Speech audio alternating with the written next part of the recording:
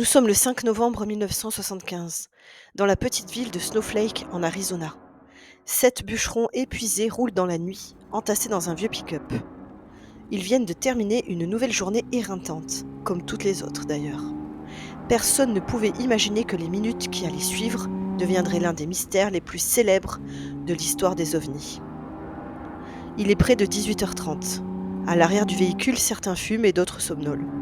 Et devant, Travis Walton, 22 ans, regarde par la fenêtre, la tête perdue dans les étoiles.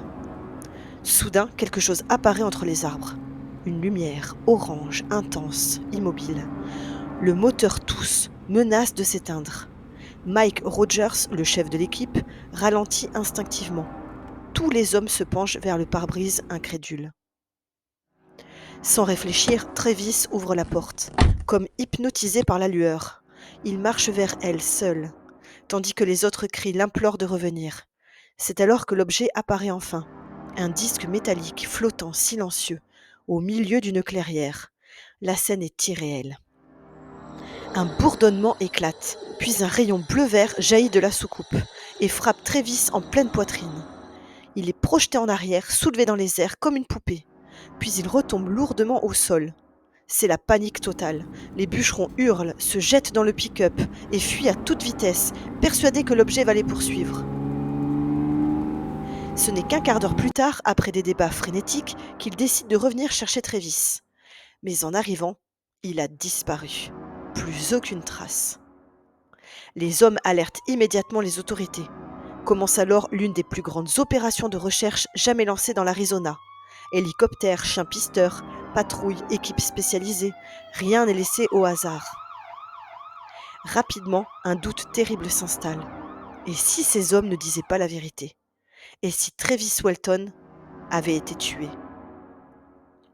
Tous sont soumis au détecteur de mensonges. L'examen est réalisé par Cy Jalson, l'un des meilleurs polygraphistes de l'époque. Les résultats tombent. Les bûcherons, dans leur immense majorité, semblent dire la vérité. L'un d'entre eux, Alan Delis, quitte la séance avant la fin, mais repassera un test plus tard avec un résultat cohérent. Pourtant, malgré tous les moyens engagés, Travis reste introuvable pendant 5 jours. Puis, le 10 novembre 1975, une voix faible s'élève depuis une cabine téléphonique près d'une station-service à Heber, à 32 km du site de l'enlèvement. Travis Walton est vivant. Il passe un appel en PCV aux frais de son beau-frère Grant Neff et demande de l'aide. Lorsque sa famille le retrouve, il est amaigri de 5 kilos, en état de choc et incapable de comprendre ce qu'il s'est passé. Pour lui, seules quelques heures se sont écoulées, pas 5 jours. Peu à peu, Travis raconte ce qu'il a vécu. Il dit s'être réveillé sur une table inclinée, dans une pièce entièrement blanche. Il pense d'abord être dans un hôpital, mais l'air est chaud, humide, oppressant, il a du mal à respirer. Autour de lui, 3 petits êtres d'1 mètre de haut, en combinaison orange. Ils ont la peau pâle, des grands yeux noirs, ils ne parlent pas, ils observent. Travis panique, il se débat, attrape un objet métallique pour se défendre. Les petits êtres reculent et quittent calmement la pièce. Il trouve enfin la sortie et entre dans une autre salle. Au-dessus de lui, un plafond d'étoiles. Devant lui, un étrange fauteuil muni de commandes. Alors qu'il appuie au hasard sur ses leviers, un humanoïde parfait, grand, calme, au visage presque humain, apparaît. Il porte un casque transparent. Il fait 1,80 m. Il ne parle pas, mais l'invite à le suivre. Travis lui pose plein de questions. Il est conduit dans une autre pièce, où 2 humanoïdes l'attendent. Il lui pose un masque sur son visage, et tout devient noir. Lorsqu'il rouvre les yeux, Travis est allongé sur le sol froid de la forêt.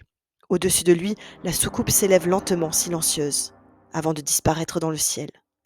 L'histoire est complète, mais la polémique ne fait que commencer.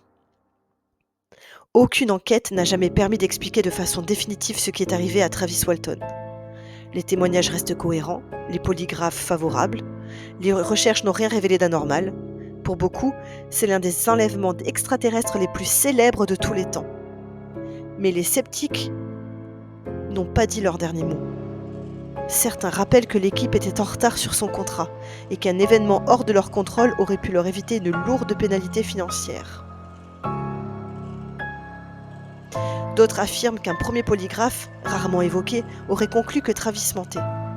Une autre piste évoque même une mise en scène utilisant la tour de guet forestière voisine et son puissant projecteur. Mais aucune de ces hypothèses n'explique tout. Chaque argument sceptique laisse des zones d'ombre. Chaque élément crédible soulève de nouvelles questions.